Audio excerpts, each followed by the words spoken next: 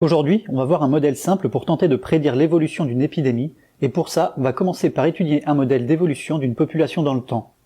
Au début du 19e siècle, un économiste britannique du nom de Thomas Robert Malthus observe que sans frein, une population augmente de manière exponentielle.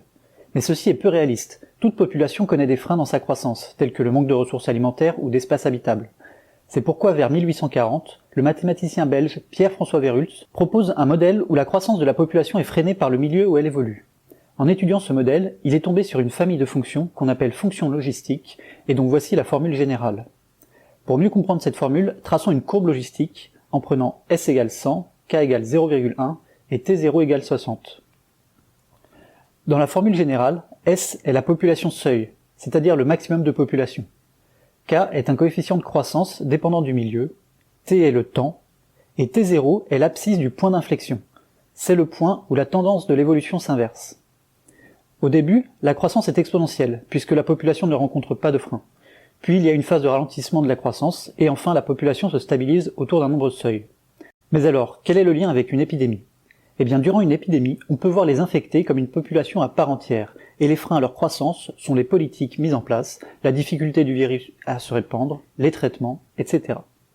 C'est un modèle qui s'applique bien aux épidémies récentes, et le Covid-19 ne semble pas échapper à la règle. Lorsque l'on observe l'évolution en Chine, il y a d'abord eu une phase de croissance exponentielle du virus, puis un ralentissement, et enfin une stagnation du nombre de nouveaux malades. Malheureusement, à partir du rapport OMS du 20 février, la Chine a modifié sa manière de compter les malades et il y a donc eu un pic, mais il est totalement arbitraire et ne correspond pas à une augmentation de l'épidémie.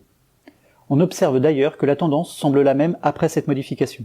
Si on ne prend en compte que la situation avant ce changement de comptage, on peut trouver une fonction logistique qui semble coller à la réalité.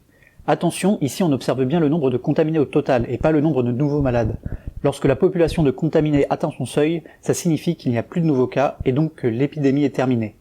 Donc si une épidémie se déclenche en France et si quelqu'un essaie de vous faire peur en jouant à l'apprenti Nostradamus, répondez-lui qu'il est normal qu'une épidémie connaisse une phase de croissance exponentielle, mais que si les mesures d'hygiène et de quarantaine sont bien suivies, le seuil sera vite atteint.